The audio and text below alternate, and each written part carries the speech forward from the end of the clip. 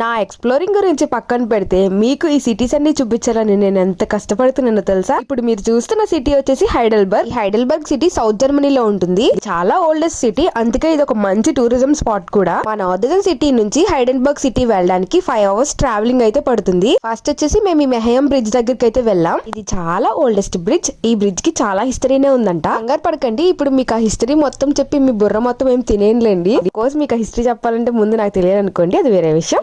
అడగడం మర్చిపోయాను, మీరందరూ క్రిస్మస్ ఎలా సెలబ్రేట్ చేసుకున్నారు అనేది కింద కమెంట్ చేయండి. ఇంకా ఆ తర్వాత అక్కడ నుంచి క్రూజ్ షిప్ చూద్దామని అయితే వెళ్ళిపోయాం. లొకేషన్ చూసారా ఎంత బాగుందో. ఫొటోస్ ఇష్టపడే వాళ్ళకి ఈ ప్లేస్ అయితే పండుగ అని చెప్పొచ్చు. ఇక్కడ లొకేషన్ వల్ల ఏమో మేబీ పిక్స్ అయితే చాలా బాగా వచ్చాయి. అదిగో షిప్ చూడండి ఎలా దూసుకెళ్లిపోతుందో. ఇంకా మార్నింగ్ తిరగడం స్టార్ట్ చేసిన మేము ఈవినింగ్ వరకు అలా తిరుగుతూనే ఉన్నాం. మా ఫ్రెండ్స్ అందరికి ఎంత తిరిగినా సరే అసలు నీరసమే రానట్టుంటుంది పాపం. ఇంకా ఈ క్రూజ్ షిప్ చూసిన తర్వాత ఫ్రాంక్ఫర్ట్ సిటీలో క్రిస్మస్ మార్కెట్ అయితే పెట్టారంట. సో అటు వెళ్దాం అన్నారు. మళ్ళీ అక్కడ నుంచి ట్రైన్ ఎక్కేసి ఫ్రాంక్ఫర్ట్ సిటీకి అయితే వెళ్ళిపోయాం. అక్కడ క్రిస్మస్ మార్కెట్ చూడడానికి సేమ్ యాజ్ యూజువల్ గానే అన్ని క్రిస్మస్ మార్కెట్ లానే ఇక్కడ కూడా ఫుడ్ స్టాల్స్, పిల్లలకేమో టాయ్ షాప్స్, ఇంకా రకరకాలుగా చాలానే ఉన్నాయి. నేను జర్మనీకి వచ్చిన తర్వాత ఇదే నా ఫస్ట్ క్రిస్మస్ కాబట్టి నేనైతే చాలా ఎంజాయ్ చేస్తున్నాను ఇవన్నీ ఎక్స్ప్లోర్ చేసేటప్పుడు. క్రిస్మస్ మార్కెట్స్ అన్ని చూసినప్పుడల్లా ఒక డ్రీమ్ లానే అనిపిస్తుంది నాకైతే. ఈ మంత్ ఎండ్ వరకు కూడా ఇలాగ క్రిస్మస్ మార్కెట్స్ జరుగుతూనే ఉంటాయి. అందరూ చూడండి చిన్న పిల్లలా మారిపోయి ఎలా ఎంజాయ్ చేసేస్తున్నారు.